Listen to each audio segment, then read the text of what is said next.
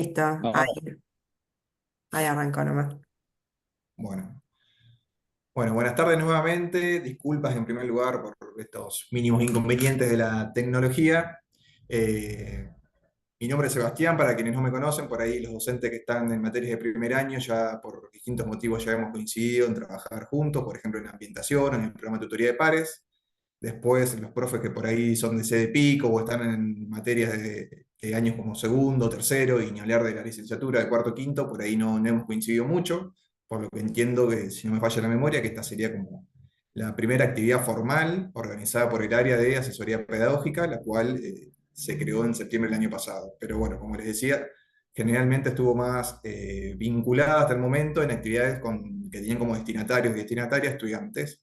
Y bueno, esta primera actividad que nos convoca sobre evaluación es la primera específica para docentes. En segundo lugar, agradecerles. Sabemos que los tiempos académicos y de la docencia universitaria son sumamente cortos, apremiantes, sofocantes. Estamos todos sobrecargados de nuestras clases, de actividades, así que agradecemos muchísimo y valoramos que se hayan sumado, que estén un viernes hasta ahora acá participando con un interés genuino. Así que bueno, muchas gracias por eso. Me acompaña Ariadna, que me parece que a esta altura no hace falta ni presentarla, ya todos y todas la conocen. Y bueno, como decía anteriormente, lo que nos convoca hoy es hablar de evaluación. Evaluación que, a nuestro entender, quienes nos formamos por ahí en ciencia de la educación y atravesamos las distintas didácticas y demás, es uno de los componentes de la enseñanza más complejos, más sensibles. Suele pasar que a veces como docentes proponemos y realizamos propuestas que ponen al estudiante en el centro de la propuesta, que fomenta el pensamiento crítico, que, bueno, un montón de cositas lindas, y al momento de evaluar nos contradecimos nosotros mismos porque evaluamos desde lugares sumamente tradicionales que asocian a la evaluación con un simple mecanismo de control o de acreditación. En cuanto a la acreditación, sabemos que, nos gusta o no, sigue siendo la evaluación el momento claro que no podemos desvincular para acreditar, es decir, para certificar que un estudiante aprobó, tiene los conocimientos necesarios, es inevitable, pero sí lo que queremos empezar a proponer es a poder repensar la evaluación como una instancia de retroalimentación, de autorrevisión de las propias prácticas docentes, y que empezar a desligarlo un poco de ciertas representaciones tradicionales, ¿sí?, de la evaluación, que como decíamos, lo hacen de una manera lineal y un tanto formato de castigo, ¿no? Como de distintas cuestiones. Bueno, hola Marité, se te activó la cámara.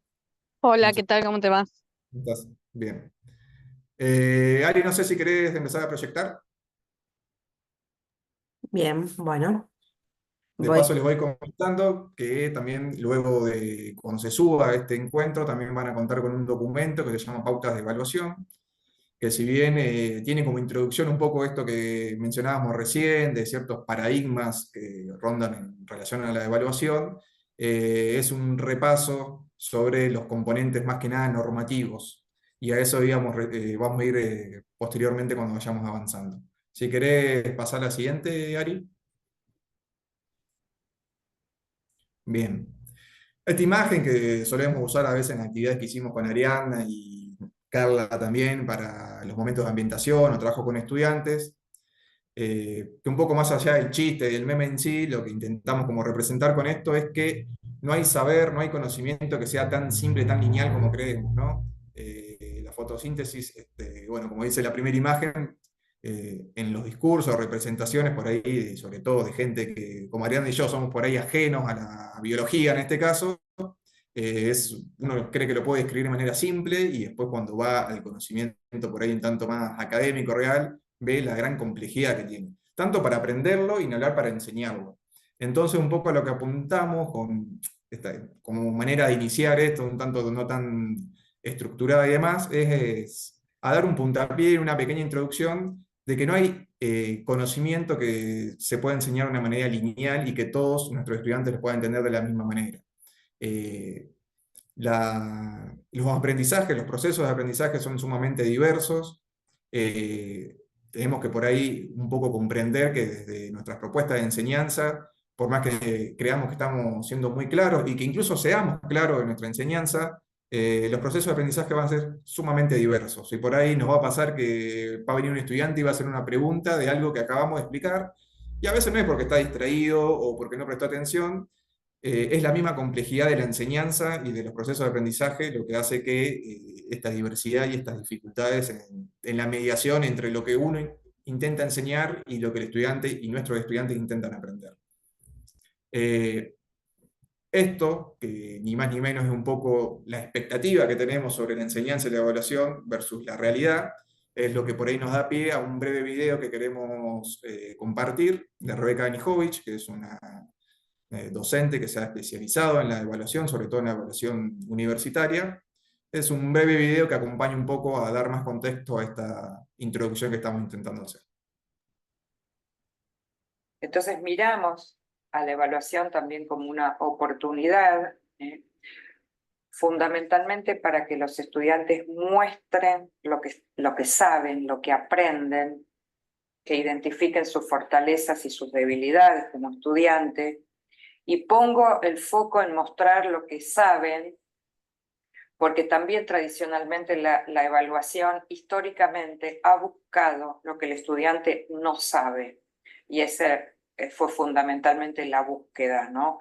Entonces nosotros necesitamos que el estudiante se pueda parar sobre aquello que sí sabe, sobre aquello que sí puede mostrar, por supuesto, para después nosotros poder intervenir oportunamente para trabajar sobre aquellos aspectos que todavía no comprendió o que no tiene posibilidad de mostrar porque no lo sabe, porque no lo comprendió o porque tiene ese saber construido, ese saber frágil, ese conocimiento frágil que Perkins también definió, ¿no? Como conocimiento aprendido, aprobado y olvidado, ¿no?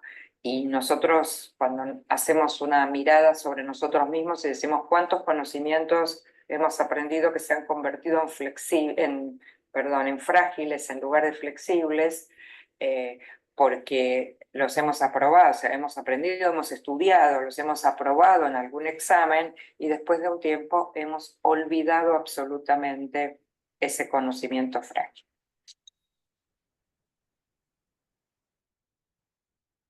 Bueno, aparecen como muchos disparadores en tan poco tiempo para retomar, un poco para resumir y retomar y hacer una recopilación de lo que venimos diciendo hasta el momento. Eh, Acá lo que Rebeca, por ahí, entre tantas cosas, lo que intenta reflejar, bueno, la importancia de evaluar para realmente ver lo que nuestros estudiantes, o al menos evidenciar lo que nuestros estudiantes saben y no lo que no saben en un sentido de empezar a corrernos, ¿no?, de la evaluación como un mecanismo de control, lo que decíamos anteriormente. Y lo que más queríamos rescatar para darnos pie a lo siguiente es este juego, si se quiere, entre la expectativa al momento de evaluar y la realidad. Dentro de esa realidad, si bien lo que estamos hablando es sumamente complejo y no basta con una charla y un encuentro como el actual, y diría que ni siquiera basta con un taller, sino que son todas construcciones permanentes que nos va a pasar durante toda nuestra carrera y trayecto docente, uno no deja de aprender y repensar sus estrategias, sus mecanismos, tanto de enseñanza como de evaluación. Eh, Esta sería como una parte un tanto subjetiva de los componentes de evaluación. Lo que nos convoca por ahí, queremos ir de lleno en este momento es a lo que podemos llamar lo más objetivo barra normativo de la evaluación. Es decir, los criterios que tenemos que respetar y adecuarnos que están por reglamento a la hora de evaluar. Por reglamento académico, en este caso, el reglamento de la Facultad de Ciencias de la Salud. Si querés, Ari, volvemos a proyectar y ya vamos directamente a exactamente esa diapositiva. Dentro de todos estos componentes y esta dimensión más objetiva, si se quiere, de la evaluación, justamente, a nuestro entender, la más objetiva tal vez sea la de la asistencia. No hay mucha manera de evaluar la asistencia, es algo bastante lineal en este aspecto, en ese sentido. Nuestro plan de estudio en la carrera de enfermería y tanto también como en la licenciatura tenemos dos opciones, materias que son por regularidad, con examen final, y que son por promoción. Dependiendo cómo sea la instancia de aprobación de cada materia donde ustedes trabajen como docentes, va a ser el porcentaje de asistencia mínima que necesiten nuestros estudiantes para ser aprobados en caso de que aprueben las instancias de examen, ¿verdad? La mayoría de estas asistencias están más que nada vinculadas a la asistencia a la instancia práctica. Si no me equivoco, son muy poquitas las materias que también contemplan la instancia teórica. Pero bueno, este sería como uno de los primeros componentes más macros y normativos que se comparten para todas las materias de la carrera de ambas sedes y que, bueno, es una cuestión que, transversal que intenta unificar ciertos criterios. Me parece que en este aspecto no hay mucho pie para dar confusión y mucho más para hablar. Si querés continuar, Ari. Consideraciones. Acá por ahí vamos haciendo este juego entre lo objetivo y lo subjetivo, entre lo que está reglamentado y lo que no. Por eso acá ponemos consideraciones. Esto no está por reglamento, pero son sugerencias que hacemos y que consideramos que son claves y fundamentales para acompañar. Determinar y comunicar con antelación la modalidad de cada examen parcial. Y explicitar los criterios de evaluación y aprobación. A lo que vamos con esto es básicamente, por decirlo de una manera, a evitar el examen sorpresa. La instancia del examen no es una instancia para hacer preguntas capciosas ni confundir, es una instancia para evaluar con claridad, intentar hacer las consignas lo más claras posible.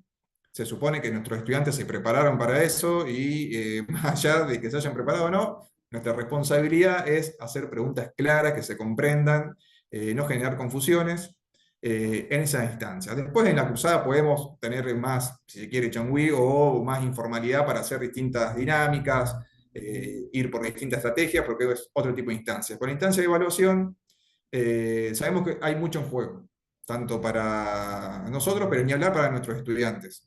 Regularidades, promedios, la misma formación, cuestiones, bueno, psicológicas, si entramos a ir un poco más allá, podemos estar mucho más, pero apuntamos a esto, ¿no? A que sepan cuáles son los criterios que vamos a considerar para cada examen, los materiales que van a entrar, qué tipo de consignas vamos a implementar, si va a ser un examen por múltiple choice o van a ser preguntas a desarrollar, si va a ser un parcial domiciliario, va a ser un parcial presencial, si va a ser en grupo, individual. Es importante que seamos claros con esta información, que la demos con antelación, y es un derecho del estudiante saber de qué manera lo van a evaluar, porque de esa manera es como se va a preparar y va a estudiar. Y por último, bueno, acá sí entramos en una cuestión más de reglamento, que estas evaluaciones tienen que ser implementadas en la franja horaria en el que se cursa, en el día y horario en el que es nuestra cursada. Sabemos que pueden haber excepciones, pero se tienen que comunicar de antemano y bueno, tienen que coincidir muchas otras cosas más. Si querés continuamos, Ari. Recuperatorios. Cada evaluación parcial tendrá su correspondiente recuperatorio. Acá me parece que es lo más importante de esto, más allá de cada instancia, que mínimamente tiene que haber una instancia de 7 días, ¿no? Entre el día que yo comunico la nota del primer parcial al día que voy a evaluar, tiene que haber mínimo 7 días. No podemos comunicar la nota un lunes y decirle ese mismo día, cuando estamos comunicando la nota, que el miércoles van a tener recuperatorio. No corresponde, tenemos que darle lugar al estudiante que tenga una instancia o un tiempo mínimo de reconsiderar, repensar lo que no le funcionó, lo que no tuvo tiempo de estudiar tal vez, vaya a saber, pero esa instancia mínima de 7 días es algo que tenemos que garantizar y respetar. Volvemos a remarcar esto, que es a partir del día que se le informa la nota, no a partir del día que evaluamos.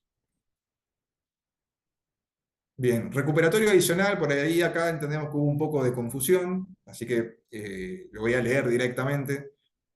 Recuperatorio adicional, luego de las evaluaciones parciales y sus recuperatorios previstos en el cronograma de cada asignatura, quienes no hubieran aprobado la totalidad de las evaluaciones parciales y respectivos recuperatorios tendrán derecho a acceder a un recuperatorio adicional.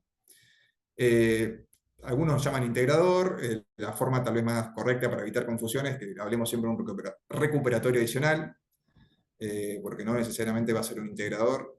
Continúa, Ari, si querés, porque me parece que en la otra estaba bien. A esto iba. No se podrá acceder a dicho recuperatorio adicional en caso de tener aprobado por lo menos un examen, ya sea en primera instancia o recuperatorio. Para acceder a este recuperatorio adicional, no van a poder acceder quienes en ninguna instancia no hayan aprobado, sino a quienes por lo menos hayan aprobado primero o segundo parcial, en caso de materias cuatrimestrales, Sabemos que en las anuales suelen haber más parciales. Vamos a poner como ejemplo una cuatrimestral para no generar tanta confusión. Materias cuatrimestrales, que tenemos 2 instancias de exámenes, primero y segundo parcial. El estudiante, para acceder a este recuperatorio adicional, tiene que haber aprobado por lo menos uno de ellos. No importa en qué instancia, si fue en la primera instancia o si fue en el recuperatorio. Como para hacer un ejemplo más concreto, yo, Sebastián, desaprobé el primero de enfermería comunitaria. Bueno, justo es un anual. Vamos a poner anátomo. Desaprobé el primero de anátomo, desaprobé el recuperatorio de anátomo, y en el segundo desaprobé incluso el primero de anátomo, pero aprobé el recuperatorio. El segundo recuperatorio lo apruebo. Bueno, tengo derecho, por haber aprobado ese recuperatorio del segundo parcial, a ir a un recuperatorio adicional. ¿Cuándo no puedo ir o no puedo acceder a ese recuperatorio adicional? Cuando no aprobé ninguno, ni en el primero, ni en recuperatorio de ninguna instancia, el primero o el segundo. Puede que sea medio confuso, en tanto ida y vuelta, sobre todo por ahí en esta comparación entre materias cuatrimestrales y anuales, pero bueno, en caso de confusiones es necesario que tengamos siempre a mano nuestro reglamento, porque son cuestiones que unifican y son transversales a todas nuestras materias y van más allá de ciertos criterios o decisiones que tomemos como docentes. Bien, continuando también un poco con esto, lo subjetivo y lo que hablábamos al principio, algo que nos parece clave también que lo pongamos sobre la mesa es la evaluación como retroalimentación. No evaluamos solamente para ver qué sabe o qué no saben nuestros estudiantes, evaluamos para saber cómo estamos enseñando. También es una instancia para eso. Si tenemos 100 estudiantes y nos aprueban 10, bueno, algo está pasando. Debería al menos generarme interrogantes. Queremos creer, al menos, y como docentes creemos que porque aprueben 10 de 100 estamos siendo exigentes y no hay ningún tipo de cuestionamiento o no nos surge ninguna pregunta, bueno, paremos un poco la pelota y repensemos un poco lo que estamos haciendo, porque esos 100 estudiantes, de los 90 que desaprobaron, están aprendiendo con nosotros como docentes.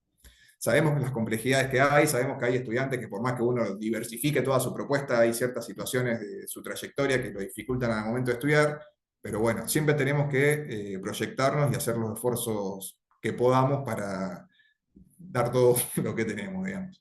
En este sentido de retroalimentación, lo que se sugiere también es un espacio de consultas, que sea un espacio que se pueda garantizar, sobre todo en instancias cercanas al examen, en momentos previos y posteriores. En un momento previo, en el que el estudiante pueda acceder a una instancia de consulta en la que pueda interrogar sobre, primero, saberes que integren el examen, modalidad del examen, cuántas unidades entran, qué formato va a ser, incluso también preguntas específicas, algo que no entiende, un concepto que no termina de entenderlo y quisiera que se lo vuelvan a explicar. Bueno, son instancias que suelen a veces para el estudiante ser mucho más significativas, a veces con 5 o 10 minutos de encuentro, que toda una clase, ya sea por la particularidad que genera un espacio de consulta, por la cercanía, por el vínculo. Es otra manera, otro tipo de encuentro y de vínculo entre el docente y el estudiante, o el grupo de estudiantes, que da un plus que por ahí en las clases, sobre todo los primeros años, que hay una matrícula tan alta, por ahí se pierde. Podemos tener instancias de consultas con 50 pibes también, y no, pero bueno. El encuentro posterior, que se suele asociar mucho a una instancia de revisión. Bien, Mariano, la pregunta. Esto es algo que no está por reglamento. En otras facultades suelen haber un día y un horario aparte del día y horario de cursada para el espacio de consultas. Sabemos que por ahora en nuestra facultad es muy difícil lograr eso, que como docentes podamos generarnos un día y horario distinto en nuestro espacio de cursada. Nuestra sugerencia por ahora es que por lo menos se pueda dejar unos últimos 20 minutos de una clase para generar ese espacio de consultas, que seguramente muchos de ustedes ya lo hacen, digamos. Lo pueden hacer como, ¿no? La última clase previo al parcial, bueno, la última media hora vamos a repasar.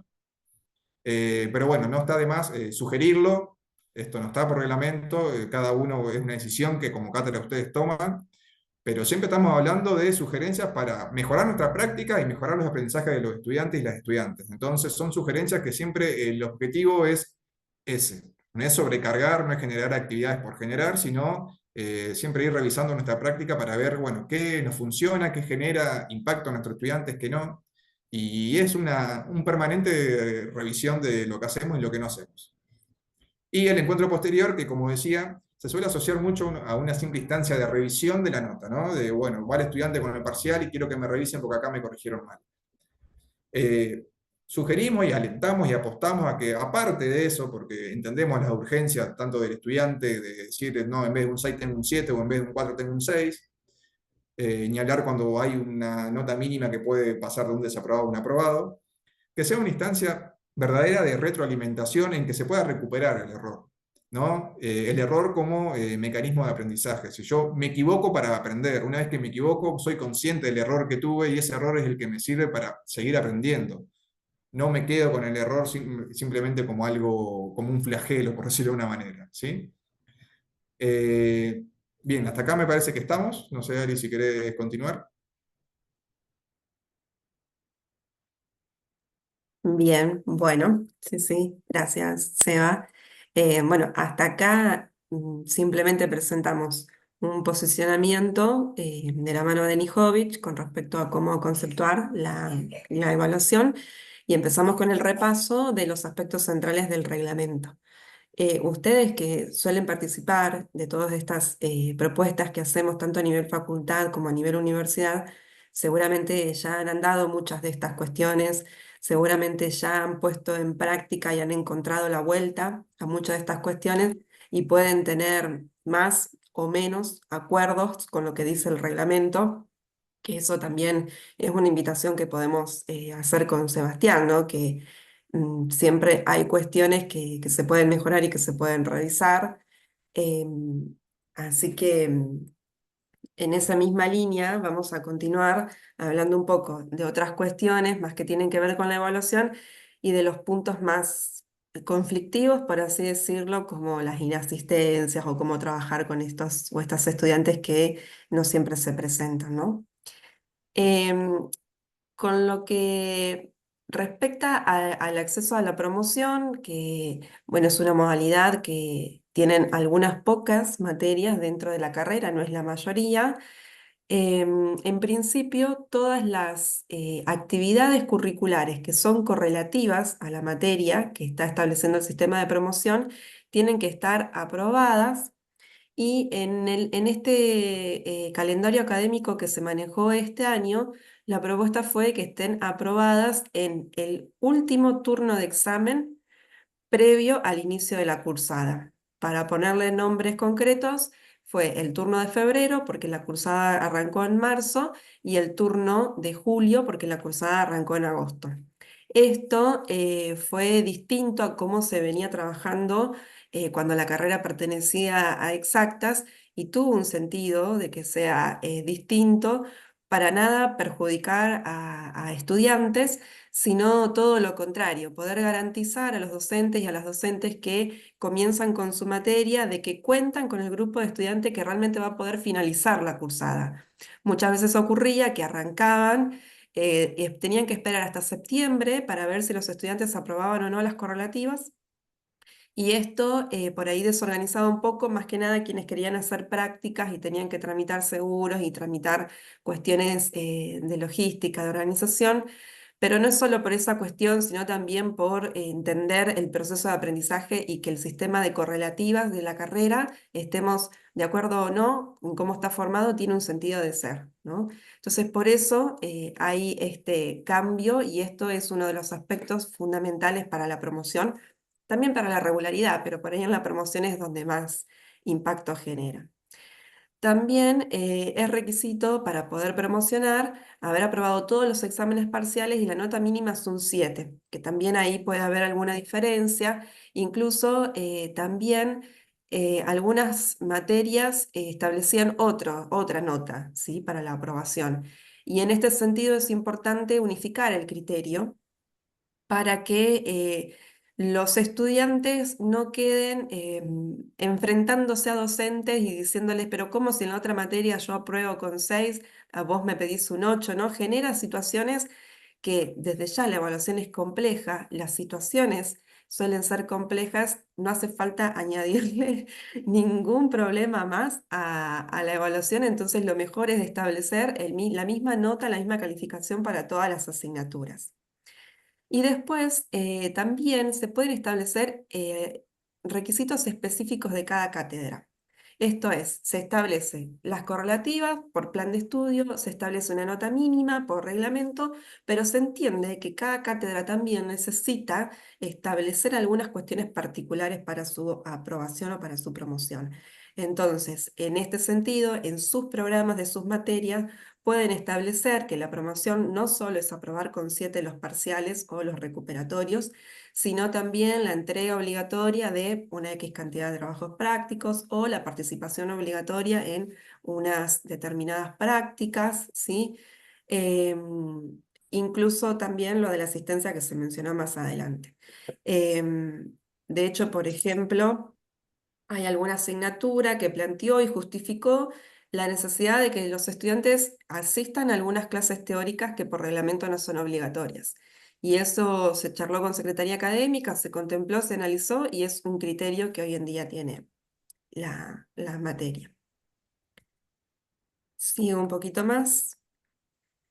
Vamos a hablar ahora de todas las cuestiones que tienen que ver con la justificación de la no asistencia a un parcial, ¿sí? Que esto también está trabajado por reglamento. En el reglamento se establece cuáles son los motivos por los cuales se puede justificar una inasistencia a un parcial. No se justifican inasistencias a las clases, a las cursadas, ¿sí? Si alguien no puede ir a una clase regular, tiene que manejarse con el porcentaje de asistencia y de inasistencia que tiene permitido, ¿sí?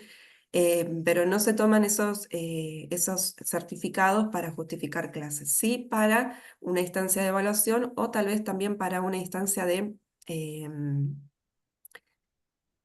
sí, Mariano, o sea, no es que podés poner los teóricos como obligatorios, sino la asistencia a determinados encuentros que pueden llegar a ser teóricos para, no sé, garantizar algo que para vos sea importante para los objetivos de los aprendizajes.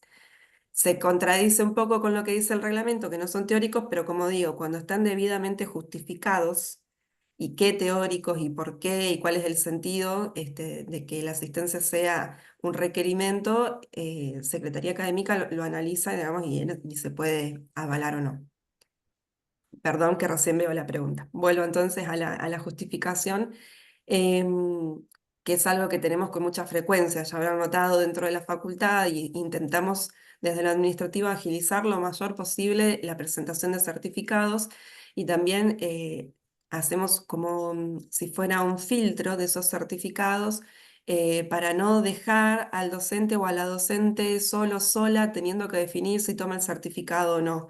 Entonces ahí también intentamos ponerle acompañar con un criterio común en relación a los certificados.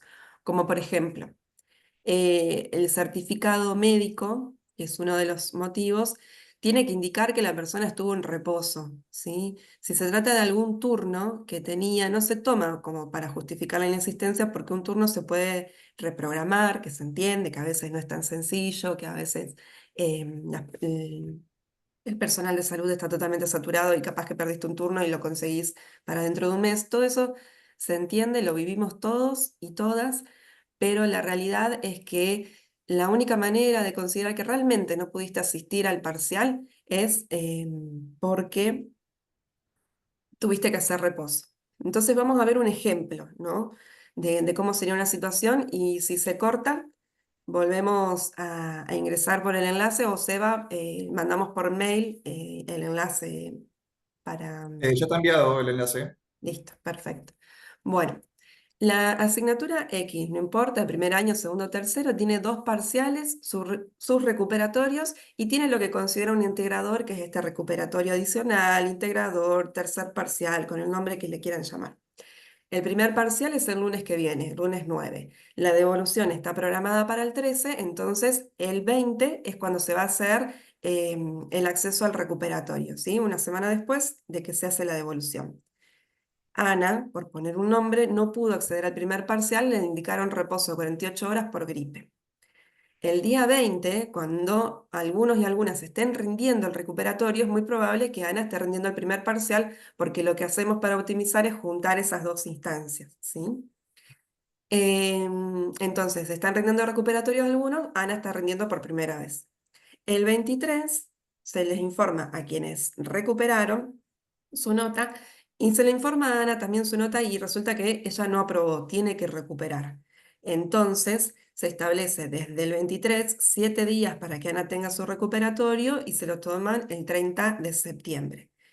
Ese día, ese lunes, Ana tiene una complicación y presenta un nuevo certificado. En este caso, ese segundo certificado no se puede tomar y Ana va a quedar como ausente, ¿sí? Ya que se puede justificar inasistencia no solo con estas características, que sea reposo, que sea por duelo, que sea por atención familiar, sino que además se puede justificar una de las dos instancias, ¿sí? El parcial o el recuperatorio, pero no ambas. Entonces, seguimos con el caso de Ana. Ana no aprobó el primer parcial, ¿sí? Quedó como ausente en el recuperatorio y tuvo un certificado para el primero, por lo cual pudo acceder. ¿Puede rendir el segundo parcial? Sí, puede rendirlo. Entonces, en ese caso ponemos, por ejemplo, que el segundo parcial es el 7 de octubre y para el 11 está pautada la devolución de los parciales. Entonces, el recuperatorio se establece para el 18, 7 días después. Ana no se presenta al 7, no se presenta al parcial y no presenta certificado, queda como ausente. Por lo tanto, puede acceder al recuperatorio, ¿sí? El 18 ocurre que para ese día Ana presenta un certificado de que tuvo atención familiar porque su hija estuvo internado de reposo 72 horas. Por lo tanto, si bien ella quedó como ausente en el primer parcial y justifica su ausencia al recuperatorio, se les debe dar acceso a ese recuperatorio. Una vez que terminan las 72 horas del certificado o que se organiza la cátedra con un día específico, se puede tomar el recuperatorio a Ana. En este caso, como no recibió una nota o una devolución, no estoy con los 7 días, ¿sí? Sino que simplemente es darle acceso al recuperatorio. Entonces, si Ana aprueba el recuperatorio del segundo parcial, puede acceder al integrador o al parcial adicional, ¿sí? Eso fue lo que mencionó Seba anteriormente. Si no aprueba ese recuperatorio, no accede al segundo parcial. El control de la facultad sobre los certificados es el siguiente, para responder en el chat lo que pregunta Mariano. Los estudiantes tienen hasta 48 horas después de la ausencia, es decir, del parcial, para presentar el certificado por medio de un formulario. Nosotras con María Laura los recibimos, los miramos, vemos que sean con firma, digamos, de persona de salud. Generalmente, hasta ahora hemos tenido uno solo por duelo, generalmente son por cuestiones de salud, y corroboramos que sea por reposo. Esperamos que pasen las 48 horas, filtramos todos los certificados, armamos el listado de las personas que faltaron y estarían justificadas y les enviamos a las cátedras el listado de esas personas. Si la cátedra lo solicita, también les enviamos los certificados si es que los quieren tener, o a veces cuando tenemos alguna duda o demás, lo compartimos con la cátedra para definir en conjunto. Pero eso es lo que hacemos. Bien. Vamos al último punto que tiene que ver con la escala de notas, ¿sí? Y ya van quedando los últimos 5 minutos, así que lo voy a hacer muy, muy breve, porque en realidad la escala ya está establecida, es solo que sepan que deben trabajar con ella, ¿sí? Porque si bien estuvo establecida o informada, hubo en este primer cuatrimestre situaciones en las cuales algunos docentes o algunas docentes también em, definieron la promoción de una materia con X cantidad de preguntas bien resueltas. Y en realidad siempre deben manejarse con esta escala. Que repito, podemos estar más o menos de acuerdo con la misma, pero es una forma de ordenar las diversas situaciones que nos van surgiendo al momento de evaluación. Una de las cosas que establece la escala es cómo redondear, ¿sí? Cuando tomo, por ejemplo, un múltiple choice y ese múltiple choice me da resultados con centésimas, hacia dónde debo dirigir el redondeo, si es hacia arriba o hacia abajo, ¿no? Por ejemplo, en el caso de una persona que sacó entre un 2,50 y un 3,49, la nota final sería un 3, ¿sí? Pero si sacó un 3,50, mínimamente, la nota es de 4. Ese sería el resultado. Otra de las cosas que establece la escala es que la nota de aprobación es 4, pero representa el 60% de los objetivos cumplidos, de las preguntas respondidas, dependiendo de cómo es el examen. No representa lineal ni literalmente el 40%. Por eso la primer columna de esta escala establece, si trabajan con porcentaje, cuál es la nota que correspondería en cada situación. Estas primeras 3 columnas son las claves. Luego tenemos la escala conceptual, que no siempre es utilizada, pero bueno, eso es por si les sirve también, como hasta dónde me quedo con un aprobado, con un suficiente, cuándo le digo muy bien, cuándo le digo que realmente hizo un excelente trabajo. Bueno, para eso está un poco la escala conceptual.